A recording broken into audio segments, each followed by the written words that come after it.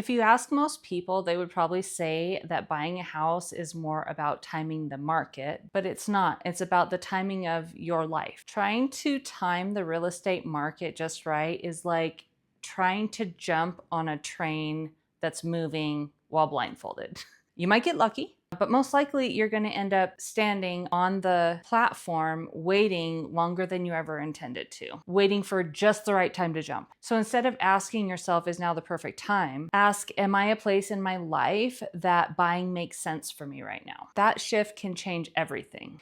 If you can answer yes to all three of these questions, then this is probably a really good time for you to buy. The first one is, are you staying put for a while? If you plan to stay in Elko for the next 3, 5, 7, or more years, that will give you time to ride out the market ups and downs and to get your investment back. The second one is, are your finances stable? If you have stable income, manageable debt, and a cushion in your savings account, it might be a great time for you to buy. That's your green light. If throwing your money away in rent to pay somebody else's mortgage feels like a sunk cost for you right now, or if your rent is creeping up, that will make owning start to look a lot more attractive. Also, inventory in Elko can be limited. When a good home hits the market, waiting can mean missing it entirely. If we're being honest, buying isn't always the right move. So if you can answer yes to any of these three questions, maybe right now is not a great time to buy for you. The first one is, are you unsure about staying in Elko? If you're thinking of leaving Elko in the next year or two, then the risk may be bigger than the reward. It might not be worth purchasing a home and all of the costs that go into that initial purchase if you're not going to have the house long enough to see that investment come back. The second one is